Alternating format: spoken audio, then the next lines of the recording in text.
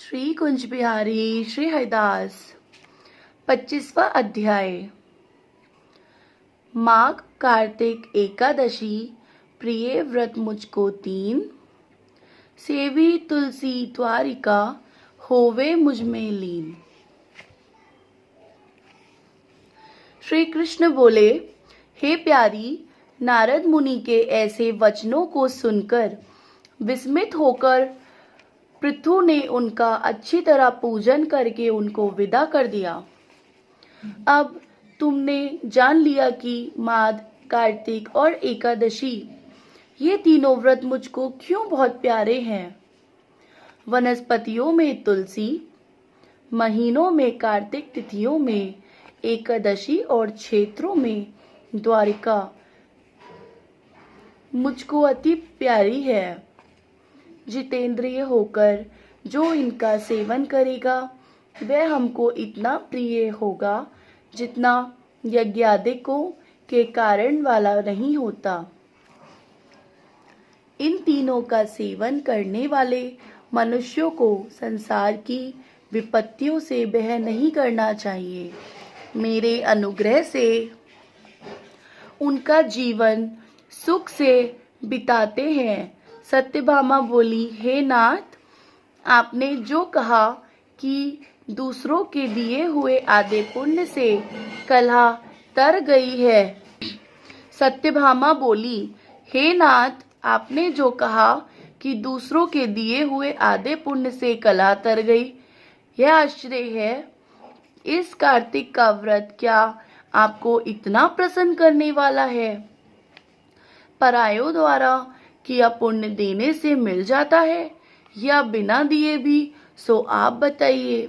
श्री कृष्ण बोले, बिना दिए हुए पुण्य और पाप जिस कर्म से मिलते हैं सो तुम सुनो। सतयुग, त्रेता और द्वापर में देश में गांव और कुल पुण्य पाप के दूसरे अंश के भागी होते हैं और कलयुग में करने वाले ही भोगते हैं। संसर्ग न करने पर भी यह व्यवस्था कहीं हो गई है तो संसर्ग में जैसे पुण्य पाप दूसरों को मिलते हैं। तो सुनो, एक जगह बैठने से, विषय करने से, विवाह संबंध से, एक पात्र में खाने से मनुष्य के पुण्य पाप के आधे फल को प्राप्त हो जाता है। पढ़ाने से, यज्ञ करने से, एक पंक्ति में भोजन से मनुष्य परोक्ष में पाप और पुण्य के चौथाई फल को प्राप्त होता है। देखने और ध्यान से मनुष्य दूसरों के लिए पुण्य और पाप के 100वें भाग को पाता है।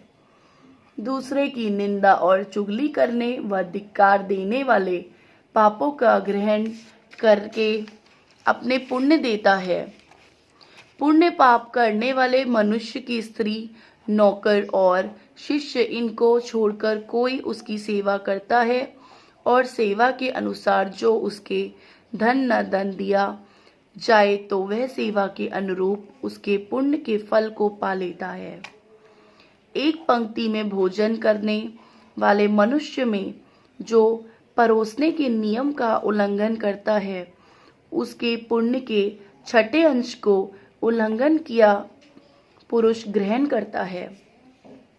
स्नान स्नायादि करते समय जो दूसरे को छुए अथवा बात करे तो अपने पुण्य कर्म के 6ठे अंश को दूसरे को देता है।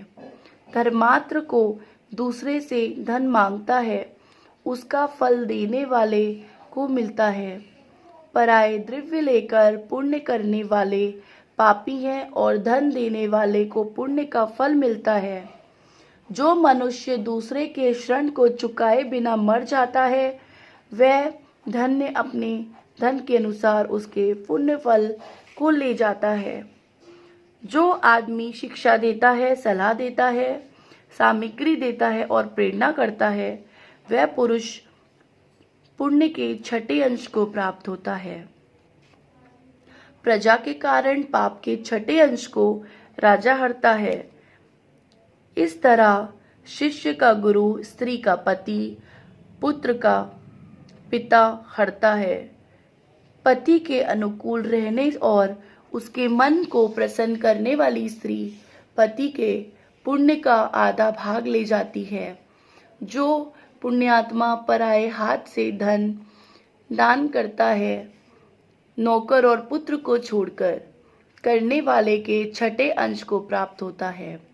जीविका देने वाला खाने वाले के छठे अंश को पाता है।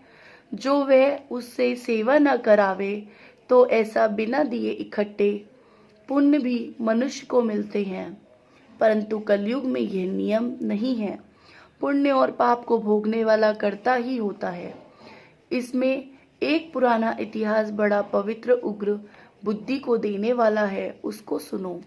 इसी भांति 25वां अध्याय समाप्त होता है। श्री कुंज बिहारी श्री हरदास।